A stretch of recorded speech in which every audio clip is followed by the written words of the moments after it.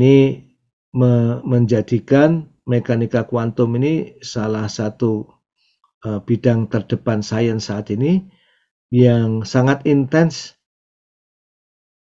berinteraksi dengan filsafat ya, khususnya ontologi ini.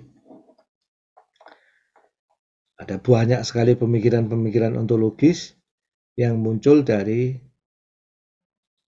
mekanika kuantum. Salah satunya, Bohr itu menegaskan ya, dengan adanya mekanika kuantum itu,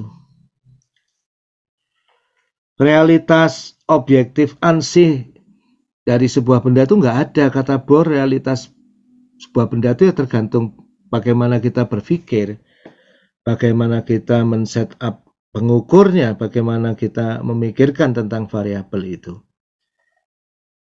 Jadi Bohr itu mau nggak mau di situ secara filosofis itu mirip Immanuel Kant ya. Nah ini menarik nih, mungkin saat ini juga hadir ahlinya Immanuel Kant, karena Immanuel Kant ini termasuk filsafatnya sangat susah ya. Pak Agus Ngirmanto yang nanti mungkin saya rasa bisa ikut berbagi ya. Jadi kita sudah membahas dari sisi philosophy of science ya. Bagaimana Thomas Kuhn itu membuktikan kalau sains itu bukan sesuatu yang 100% objektif, tapi tergantung sudut pandang, tergantung komunitas, tergantung konsensus. Nah ini yang menarik, bahkan dari mekanika kuantum itu sendiri, logical positivism itu sudah runtuh. Bahwa realitas saintifik itu ada yang objektif ansih, ya, yang memisahkan subjek dan objek, itu runtuh, tidak ada sisanya. Dan yang menarik, Einstein itu berkontribusi besar dalam membawa pemikiran segala sesuatu itu objektif dan absolut menjadi relatif. Dan bahkan Einstein itu menjadi salah satu bapak pendiri mekanika kuantum. Tapi akhirnya dia mati-matian menentang mekanika kuantum dan tidak ada record dalam sejarah bahwa dia sempat berdamai dengan mekanika kuantum ini. Nah, jadi mudah-mudahan ini bisa menjadi pembuka ya. Bagaimana melewati fisika ya, tadi fisika astrofisik, kemudian ke fisika atom ya. Seseorang itu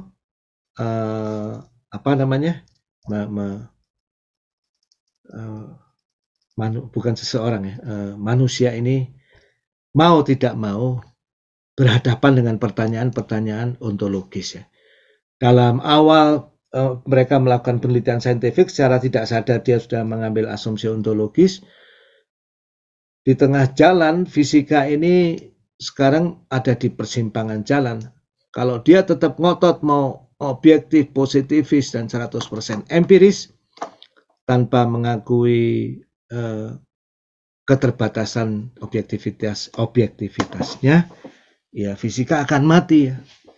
Ya nggak usah diterapkan tuh quantum entanglement dan berbagai penerapannya yang sungguh luar biasa saat ini. Ya. Jadi kemudian saya ingin sedikit belok ya. Saat ini nih mekanika klasik, mekanika relativitas maupun kuantum ini tiga-tiganya eksis ya. Nah ini sebenarnya meruntuhkan teori Kuhn masalah incommensurability ya. Karena baik paradigma mekanika klasik, mekanika kuantum, dan relativitas yang menjadi core dari fisika ini, ya, tiga-tiganya jalan. Mana paradigma yang winning paradigm? Ya nggak ada gitu. Teori relativitas Einstein itu untuk ruang angkasa, kosmologi, astrofisika ini very strong. Mekanika kuantum ini untuk yang atomik ini very strong ya. Mekanika klasik Newton itu ya untuk membuat bangunan, jembatan, roket. Saya sampai saat ini masih riset juga kontrol satelit, kontrol robot, ya kan bidang saya kontrol ini pakai mekanika klasik semua ya. Nggak ada itu. Sampai sekarang sedikit sekali orang kontrol yang bicara quantum control atau relativity based control ya. Nah masih jauh ya. Nah jadi ini menarik ya, tiga teori ini semuanya kita terima gitu. Jadi dengan masing-masing ontologinya itu ya partially kita terima ya. Nah, jadi itulah situasi saat ini. Nah, untuk sedikit mereview ya, ini teori atom ini mulai dari Dalton, Thomson, Rutherford. Nah, ini yang paling populer di benak kita mungkin yang masih bisa kita pahami belajar waktu SMA, waktu mahasiswa, itu planetary modelnya Niels Bohr ini. Walaupun ini gambarnya agak kurang-kurang akurat ya, tentu orbitnya itu beda ya jaraknya ya.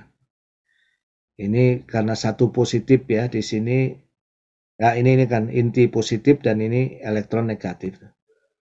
Ya, kalau Thomson itu model puding, Rutherford yang model inti atom dan ini, kemudian yang Niels Bohr itu model planet. Quantum model ini elektronnya di mana? Ya elektronnya udah nggak bisa dibilang gelombang atau partikel, dia cloud. Ya, tapi bukan cloud dalam arti kata Google Cloud atau AWS ya.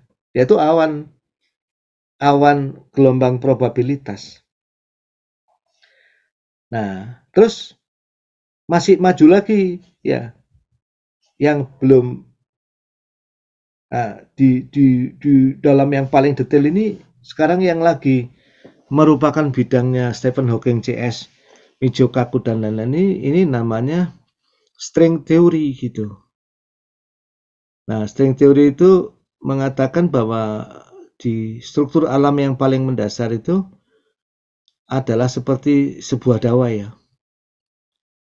Jadi kalau partikel itu, kalaupun disebut partikel itu tidak cocok disebut kayak bulat bola-bola itu, tapi seperti dawai. Nah ini yang luar biasa sekali ya.